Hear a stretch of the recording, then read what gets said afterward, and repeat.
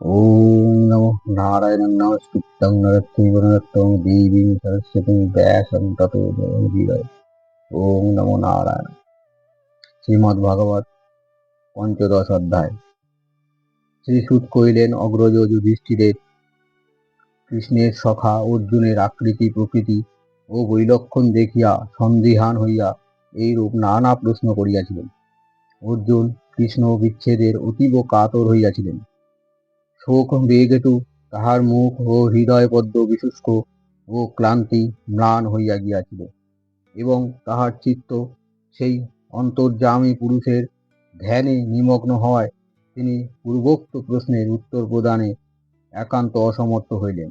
অনন্তর তিনি অতি কষ্টে শোক সংবরণপূর্বক কর দ্বারা নয়নাশ্রু মার্জনা করিয়া শ্রীকৃষ্ণের অন্তর্ধানে তাহার সমধিক বর্ধিত হইয়া তাহাকে কাতর করিল। তিনি কৃষ্ণের সারথাদি কার্যে ও হিতৈষিতা উপকারিতা ও বন্ধুত্ব স্মরণ করিতে করিতে বাষ্পোদ্গত স্বরে যুধিষ্ঠিরকে বলিলেন, মহারাজ, সেই পরম বন্ধু শ্রীহরি আমাকে পরিত্যাগ করিয়া অন্তর্হিত হইয়াছেন, এবং যে মহা তেজে দেবতাগণের ও বিস্ময় উৎপাদন করিত, আমার সেই তেজও তিনি হরণ করিয়াছেন। যেমন প্রাণহীন দেহ ক্ষণকালের মধ্যে সব দেহ বলিয়া অভিহিত হইয়া থাকে, সেইরূপ কৃষ্ণ ক্ষণকালে বিয়োগে এই পৃথিবীলোক শ্রীহীন বলিয়া বোধ হইতেছে। যাহার বলে আমি দ্রুপদ রাজার স্বয়ংবর সভায় সরগুণে গুণ যোজনা করিয়া সমবেত কামোদ্যত মহারাজগণের শোভা ভরণ করিয়াছিলাম, এবং সেই ধনুর্ধারা মত্তবিদ্ধ করিয়া কৃষ্ণাকে লাভ করিয়াছিলাম, তাহার আশ্রয়ে থাকিয়া আমি অমরগণের সহিত ইন্দ্রকে বাহুবলে পরাজিত করিয়া খাণ্ডববন অগ্নিদাহন করিয়াছিলাম, এবং সেই সংকট হইতে ময়দানবকে পরিত্রাণ করাইয়া তদ্দ্বারা অদ্ভুত শিল্পচাতুরী পরাকাষ্ঠা রাষ্ট্রীয় সভাকে নির্মাণ করাইয়াছিলাম, যথায় সমস্ত রাজগণ দিগন্ত হইতে আসিয়া যজ্ঞে দীক্ষিত আপনাকে উপহার প্রদান করিয়াছিলেন, যাহাতে তেজ ও তেজস্বী হইয়া অযুক্ত হস্তি উৎসাহ ও বীর্য সমধিত আর্য ভীমসেন রাজসূয় যজ্ঞে যজ্ঞপাল লক্ষ্য করিয়া জরাসন্ধকে বধ করিয়া মহাভৈরব যজ্ঞের বলিদানের নিমিত্তে তদীয় কারাগারের নিরুদ্ধ রাজগণকে মুক্ত করিয়া তাহাদিগকে উপহার লইয়া আপনার রাজসভায় যজ্ঞ অনুষ্ঠানে আসিতে সমর্থ করিয়াছিলেন, সেই কৃষ্ণ সঙ্গ হইতে বঞ্চিত হইয়াছি। রাজসূয় যজ্ঞে মহা অভিষেকের পর দ্রৌপদী স্বীয় শ্লেঘাতম সুচারু কাবেরী বন্ধন করিয়াছিলেন, কিন্তু দুঃশাসন আদি ধূর্তগণ সভামধ্যে আকর্ষণ করিয়া তাহার কেশ পাশ উন্মুক্ত করিয়াছিলেন। তিনি কৃষ্ণের পদে অশ্রু বিসর্জন করিয়াছিলেন। পরে কৃষ্ণেরই কৃপায় অগ্রজ ভীম শত্রুদিগকে নিধন করিয়া তাহাদিগকের পত্নীগণের সংযত কেশ রাশি শিথিল করিয়াছিল। যখন দুর্যোধন দুর্বাসার শাপে আমাদিগকে বিনাশ করিবার মানসে তাহাকে অযুক্ত শিষ্যগণ সহিত বনে আমাদিগকের আশ্রমে আতিথ্য গ্রহণের নিমিত্তে প্রেরণ করিয়াছিলেন, তখন দ্রৌপদী সেই ঘোর সংকটে পড়িয়া কৃষ্ণকে কাতর প্রাণে আহ্বান করিয়াছিলেন।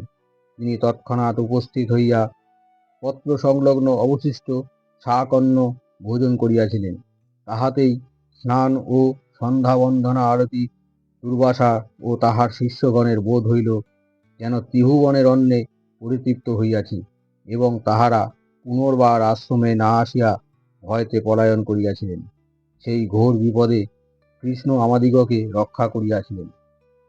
এই কৃষ্ণেরই প্রভাবে আমি উমার সহিত ভগবান শূলপাণিকে যুদ্ধে বিস্ময়ান্বিত করিয়া তদীয় পাশুপত অস্ত্র লাভ করিয়াছিলাম, এবং অন্যান্য লোককালগণ আমাকে স্ব স্ব দিব্য অস্ত্র দান করিয়াছিলেন। অধিক কৃষ্ণের কৃপায় আমি এই নরদেহেই ইন্দ্রভবনে গমন করিয়া তাহার অর্ধ আসনে উপবেশন করিয়াছিলাম। যখন আমি ইন্দ্রলোকে বিহার করিতাম, তখন ইন্দ্রাদি দেবতারা নিবাত কবচ দৈত্যের বিনাশের নিমিত্তে আমার গাণ্ডীব যুক্ত বাহু যুগলের আশ্রয় গ্রহণ করিয়াছিলেন। মহারাজ, যাহার প্রভাবে আমার ঈদৃশ প্রভাব হইয়াছিল, এক্ষণে আমি সেই পরম পুরুষকে হারাইয়াছি। যাহাকে বান্ধব রূপে প্রাপ্ত হইয়া আমি একাকী উত্তর গোগৃহে ভীষ্ম দুর্যোধন সেনা সাকুল্যে অনন্ত অপার কৌরব সেনা সমুদ্রে উত্তীর্ণ হইয়া বিরাট রাজার অপহৃত গোধন উদ্ধার করিয়াছিলাম এবং মোহনাস্ত্র দ্বারা শত্রুগণকে নিদ্রা মোহিত করিয়া তাহাদিগের শিরস্থান বীর চিহ্ন উষ্ণীষ মণিমুকুট আরোহণ করিয়াছিলাম। যিনি অসংখ্য নৃপতিগণের রথমণ্ডলে অলঙ্কৃত ভীষ্ম কর্ণ দ্রোণ শল্য প্রভৃতি সেনাপতিগণের সেনাচক্র মধ্যে আমার রথের সারথি হইয়া অগ্রে উপবেশনপূর্বক দৃষ্টি দ্বারা মহারথীগণের আয়ু উৎসাহ বল ও অশ্বাদি প্রয়োগের কৌশল হরণ করিয়াছিলেন। যেমন অসুরগণের অস্ত্র নৃসিংহ ভক্ত প্রহ্লাদকে স্পর্শ করিত না, সেইরূপ যাহার ভুজাশ্রয়ে সুরক্ষিত আমাকে দ্রোণ ভীষ্ম কর্ণ ভূরিশ্রবা ত্রিগত রাজা সুশর্মা শাল্য সিন্ধু রাজা জয়দ্রথ বাল্ধিক প্রভৃতি বীরগণের নিক্ষেপিত অস্ত্র স্পর্শ করিত না। শ্রেষ্ঠ ভক্তগণ যাহার পাদপদ্ম ভজনা করিয়া থাকেন, হায় আমি কি মূঢ়মতি! আমি সেই মোক্ষপ্রদ ভগবানকে সারথি পদে বরণ করিয়াছিলাম। জয়দ্রথ বধের দিন ঘটক ক্লান্ত হইলে আমি রথ হইতে অবতরণ করিয়া তাহাদিগকে জলপান করাইতেছিলাম। কিন্তু কি আশ্চর্য, সেই কালে শত্রুগণ কৃষ্ণের প্রভাবে মোহিত চিত্তে হওয়ায় আমার প্রতি অস্ত্র নিক্ষেপ করে নাই। হে মহারাজ, মাধব যে গম্ভীর অথচ মধুর ঈষৎ হাস্য করিয়া পরিহাস করিয়া বলিতেন, হে পার্থ, অর্জুন সখে কুরুনন্দন প্রভৃতি মনোহর সম্বোধন করিতেন, সেই সকল এক্ষণে আমার স্মৃতিপথে উদয় হইয়া আমাকে হৃদয়ে বুদ্ধ করিতেছে। আমি কৃষ্ণের সহিত একত্র শয়ন উপবেশন ভ্রমণ ও ভ্রজন করিতাম এবং কখনো কখনো স্ব প্রশংসাবাদ করিয়া পরস্পর পরিহাস করিতাম। যখন মনে করিতাম কৃষ্ণ কোনো ত্রুটি হইয়াছে, তখন বয়স্য তুমি তো বড় মিথ্যাবাদী বলিয়া তাহাকে তিরস্কার করিতাম। কিন্তু যেমন সখা সখা ও পিতা পুত্রের অপরাধ ক্ষমা করেন, সেইরূপ মহিমবান কৃষ্ণ নিজ গুণে মূঢ়মতি আমার সমস্ত অপরাধ ক্ষমা করিয়াছিলেন। হে রাজন, আমি সেই প্রিয় সখা ও সৌহিত পুরুষোত্তমকে হারাইয়া শূন্য হৃদয়ে তাহার মহিষীগণকে রক্ষণাবেক্ষণ করিয়া আনিতেছিলাম। এমন সময় প্রতিমধ্যে নীচ গোপগণ আমাকে অবহেলায় ন্যায় পরাজিত করিয়া তাহাদিগকে হরণ করিয়া লইয়া গিয়াছে। নৃপতিগণ যাহাদিগের নিকট অবনত হইত, সেই ধনু, সেই অস্ত্রসমূহ, সেই রথ, সেই অশ্ব সকল বর্তমান রহিয়াছে এবং সেই রথী আমি স্বয়ং জীবিত আছি। কিন্তু ভস্মে আহুতি যেইরূপ নিষ্ফল মায়াবী হইয়া লব্ধ ধনাদি অসত্য উষার ভূমিতে উত্তপ্ত বীজ বিনাশ প্রাপ্ত হয়, সেইরূপ কৃষ্ণ বিরহে ক্ষণকালের মধ্যেই আমার সমস্তই কার্যক্ষমতা হারাইয়া গিয়াছে। মহারাজ, দ্বারকাপুরে যে বন্ধুগণের কুশল সংবাদ জিজ্ঞাসা করিলেন, তাহা ব্রহ্মশাপ হেতু মদিরাপানে উন্মত্ত হতজ্ঞান ও আত্মপর বিবেচনাশূন্য হইয়া পরস্পর একনা নামক তৃণমুষ্টি প্রহারে বিনাশপ্রাপ্ত হইয়াছে। কেবল 4-5 জন মাত্র অবশিষ্ট আছেন। প্রাণীগণ যে পরস্পর শত্রুতা করিয়া বিনষ্ট ও সৌহার্দ্য সূত্রে আবদ্ধ হইয়া পরস্পর পালিত হইয়া থাকে, তাহারা সর্বনিয়ন্তা ভগবানেরই কার্য। যেমন জলচর জন্তুগণের মধ্যে বৃহৎ ক্ষুদ্রকে ভক্ষণ করে, সাধারণত বলবান দুর্বলকে এবং বলবান জন্তুদিগের মধ্যেও অপেক্ষাকৃত বলবান অপরকে বিনাশ করিয়া জীবাদিকা স্বার্থ সম্বোধন করে, সেইরূপ ভগবান মহা পরাক্রান্তা যদুগণ দ্বারা অপর বীরগণের নিধন করিয়া পরিবেশে যদুগণের দ্বারাই যদুগণের নির্মূলপূর্বক ভূভার হরণ করিয়াছেন। গোবিন্দ দশজিতচিত ও কালচিত সর্বদা পূর্ণ যে সকল উপদেশ প্রদান করিয়াছিলেন, যাহা শ্রবণ করিলে হৃদয়ের তাপ উপশান্ত হইয়া থাকে, এক্ষণে সেই সকল বাক্য স্মৃতিপথে উদিত হইয়া আমার চিত্তকে আকর্ষণ করিতেছে। শ্রীসুত কহিলেন, এইরূপ গাঢ় প্রেমভারে কৃষ্ণ পাদবদ্ধ চিন্তা করিতে করিতে অর্জুনের অনন্তকরণের শান্তি ও বৈরাগ্যের উদয় হইল। বাসুদেবের শ্রীচরণ ধ্যান করিতে করিতে তাহার ভক্তি অতীব বেগবতী হইয়া অন্তঃকরণ হইতে কাম আদি অবশেষ দোষ নির্মূলিত করিল, এবং কুরুক্ষেত্র যুদ্ধে প্রান্তে কৃষ্ণ তাহাকে যে তত্ত্বজ্ঞান বিষয়ে উপদেশ প্রদান করিয়াছিলেন, এবং যাহা কালক্রমে বাসনা ও বিষয় ভোগে অভিনিবেশ দ্বারা আবৃত ছিল, তাহা তিনি পুনর্বার প্রাপ্ত হইলেন। আমি ব্রহ্ম এইরূপ জ্ঞান উদয়ে অবিদ্যা অর্থাৎ অজ্ঞান তিরোহিত হইল।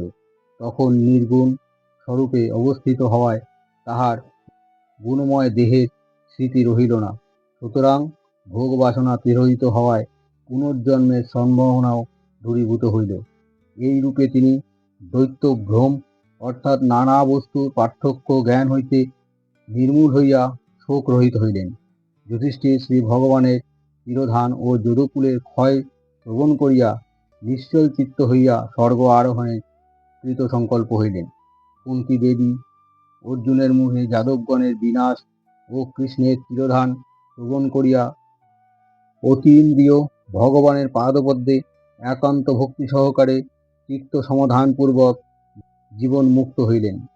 যাদবগণ হইতে ভগবান শ্রীকৃষ্ণের বৈখল্য লক্ষণ প্রদর্শন করিবার নিমিত্তে শ্রীসুত কহিলেন, বিপ্রগণ,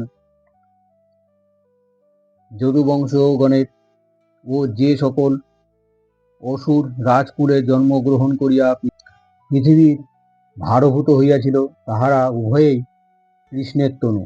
প্রথম কোটিতে যাদব তনু ও দ্বিতীয় কোটিতে ভূভার তনু বলা যাইতে পারে।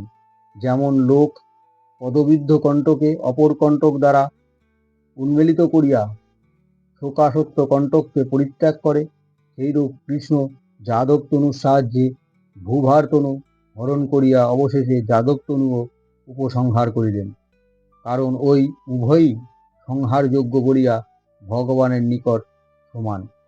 শ্রীকৃষ্ণের স্বীয় দেহত্যাগ সম্বন্ধে যে অদ্ভুত রহস্য আছে, তাহা বলিতেছি, অবধান করুন। যেমন ঐন্দ্রজালী নিজ রূপের অবস্থান করিয়াও মায়া দ্বারা নানা রূপ ধারণ করে এবং সেই সকল রূপ অন্তর্হিত করে, সেইরূপ নটবর ভগবান মৎস্যাদি নানা রূপে আবির্ভূত হইয়া লীলাক্রান্ত অতিক্রম করিয়া সেই রূপে অন্তর্হিত হন।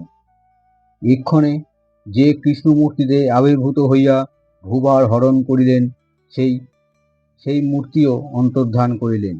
যে দিবস পবিত্র কীর্তি ভগবান মুকুন্দ এই পৃথিবী পরিত্যাগ করিয়া স্বীয় মূর্তিতে বৈকুণ্ঠ আরোহণ করিলেন, সেই দিবসেই অবৈবিকীয়গণ অমঙ্গলকারী কলি পূর্ণরূপে আবির্ভূত হইল।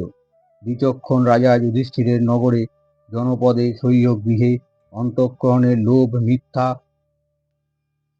কুটিরতা ও হিংসা আদি অধর্মের প্রবৃত্ত যে কলির প্রসার বলিয়া উপলব্ধি করিয়া মহাপ্রস্থানোচিত বেশ ধারণ করিলেন। অনন্তর সম্রাট বিনীত ও সর্বগুণে আপনার সুদৃশ পৌত্রকে হস্তিনাপুরে রাজ সিংহাসনে বসাইয়া শশাগড়া পৃথিবীর আধিপত্য অভিষিক্ত করিলেন এবং অনিরুদ্ধতনয় বজ্রকে মথুরার সিংহাসনে প্রতিষ্ঠিত করিয়া সুরসেনের দেশের অধিপতি করিলেন। মহাশক্তি যুধিষ্ঠির পূর্বোক্ত কর্তব্য সমূহ সমাপন পূর্বক প্রজাপত্য যজ্ঞের অনুষ্ঠান করিলেন। তিনি সামাগ্নিক ক্ষত্রিয়, তাহার অগ্নিগৃহে 3টি অগ্নিকুণ্ড বর্তমান ছিল, তাহাতে তিনি প্রতিদিন গার্হপত্য, আহ্বানী ও দক্ষিণা নামক অগ্নিহোত্রের যথাবিধি হোম করিতেন। এক্ষণে তিনি দৈনন্দিন হোমক্রিয়া পরিত্যাগপূর্বক মহাপ্রস্থানে উদ্যত। সুতরাং স্বীয় আত্মাকে অগ্নিকুণ্ডরূপে কল্পনা করিয়া তাহাতেই মনে মনে অগ্নি স্থাপনপূর্বক হোমক্রিয়া আরোপণ করিলেন। অনন্তর সেই স্থানেই পট্টবস্ত্র ও বলয় আদি রাজোচিত বেশভূষণ পরিত্যাগপূর্বক নির্মল নিরহংকার হইয়া অবশেষে সংসার বন্ধন ছেদন করিলেন। তিনি বাঘ আদি ইন্দ্রিয় সমূহকে স্ব ক্রিয়ায় সহিত মনে হোম করিলেন, অর্থাৎ রূপ রস আদি বিষয় সকলকে চক্ষুরাদি ইন্দ্রিয় দ্বারা গ্রহণ না করিয়া মনে মনে চিন্তা করিতে লাগিলেন। অনন্তর অনুভব করিলেন, প্রাণরূপী জীব শক্তি থাকিলেই মনের চিন্তা শক্তি বিদ্যমান থাকে, অতএব প্রাণই চিন্তার আধার। পরে দেখিলেন আপান বায়ু প্রাণকে আকর্ষণ করে, ভুক্ত দ্রব্য আশার পদার্থকে নিরসিত করে বলিয়াই প্রাণী জীবিত থাকে। সুতরাং আপনি জীবনের মূল। এইরূপ তাহার বোধ হইল। আকর্ষণ ক্রিয়া বস্তুত আপনার নহে, মৃত্যুই সর্বকর্ষণ। কিন্তু মৃত্যুকেও স্বাধীন বলিয়া তাহার বোধ হইল না। মৃত্যু আত্মার নহে, উহা পঞ্চভূতের নির্মিত দেহকেই অধিকার করিয়া আছে। অনন্তর তাহার উপলব্ধি হইল, এবং পঞ্চভূত সত্য রজ তমস এই তিন গুণে বিরচিত, এবং এই তিন গুণই এক অবিদ্যা অর্থাৎ অজ্ঞানের কার্য। কিন্তু একজন চেতন সাক্ষী না থাকিলে অবিদ্যা কাহার নিকট প্রকাশিত হইবে? সুতরাং চেতন জীবাত্মা সর্বধারায়। পরিশেষে যুধিষ্ঠির জীবাত্মাকে অব্যয় ও ব্রহ্মচৈতন্যে হোম করিলেন, অর্থাৎ এক্ষণে আমি সাক্ষী, আমি দ্রষ্টা বলিয়া বোধ করিতেছিলেন। কিন্তু এক্ষণে আমি জ্ঞান বিলীন হওয়ায় এক অখণ্ড প্রকাশমান স্বরূপ অবস্থানে করিতে লাগিলেন। এইরূপে ব্রহ্মে স্থির লাভ করায় তাহার বেশে বিলক্ষণ পরিবর্তন হইল। তিনি আহার আদি পরিত্যাগ ও মৌন অবলম্বন করিলেন। ছিন্ন বস্ত্র পরিধান করিয়া তাহার কেশজাল ইতস্তত বিক্ষিপ্ত হইল, এবং তাহার রূপ জড় উন্মত্ত ও পিশাচের ন্যায় পরিবর্তনীয় হইল। এইরূপে তিনি কাহারও অপেক্ষা না করিয়া, কাহারও বাক্যে কর্ণপাত না করিয়া বধিরের ন্যায় গৃহ হইতে নির্গত হইলেন। উত্তর দিক বর্ধিত হিমালয় প্রদেশে গমন করিলে আর সংসারে প্রত্যাবর্তন করিতে হয় না। এই নিমিত্তে তাহার মহাত্মা পূর্বপুরুষগণ উত্তর দিকে গমন করিয়াছিলেন। এক্ষণে তিনিও হৃদয়ে ব্রহ্ম ধ্যানে করিতে করিতে উত্তর দিকে প্রস্থান করিলেন। তাহার অনুজগণ দেখিলেন পৃথিবীর পূজাগণ অধর্মের সহায় কলি কৃত আক্রান্ত হইয়াছে। এই নিমিত্তেও তাহারা দৃঢ়চিত্তে অগ্রজের অনুগমন করিলেন। তাহারা নিখিল ধর্ম আচরণ করিয়াছিলেন, তথাপি বৈকুণ্ঠ বিহারীর চরণাম্বুজকেই চরম আশ্রয় জ্ঞান করিয়া হৃদয়ে ধারণ করিলেন। শ্রী চরণাম্বুজ ধ্যান করিতে ভক্তি উদয় হইয়া তাহাদের বুদ্ধিকে নির্মল করিল, এবং নারায়ণের যে পাদপদ্মে বিষয়ে অসাধুগণের দুর্বল ও নিষ্পাপ সাধুগণের নিবাসস্থান, তাহারা একান্ত চিত্তে শান্ত আত্ম দ্বারা সেই পদপদ্ম লাভ করিলেন। বিদুর প্রভাস ক্ষেত্রে শ্রীকৃষ্ণে চিত্ত সমর্থন পূর্বক দেহত্যাগ করিলেন। তাহাকে লইয়া যাইবার নিমিত্তে পিতৃগণ সমাগত হইলে তিনি কৃষ্ণগত চিত্ত হইয়া তাহাদিগকের সহিত স্বধামে গমন করিলেন। দ্রৌপদীও দেখিলেন তাহার পতিগণের আর সেই অনুরাক্ত প্রভাব নাই, তাহারা উদাসীন ভাব অবলম্বন করিয়াছে। সুতরাং তিনিও ভগবানের অবিচলিত ভক্তি স্থাপন পূর্বক তাহার পাদপদ্ম লাভ করিলেন। যিনি শ্রী ভগবানের প্রিয় ভক্ত পাণ্ডবপুত্রগণের পরম মঙ্গলাস্পদ এই অতীব পবিত্র মহাপ্রস্থান কথা শ্রবণ করেন, তিনি শ্রীহরির চরণাবৃন্দে ভক্তি লাভ করিয়া সিদ্ধ বাসস্থান প্রাপ্ত হন। পঞ্চদশ অধ্যায় সমাপ্তম। ওং নমো নারায়ণ।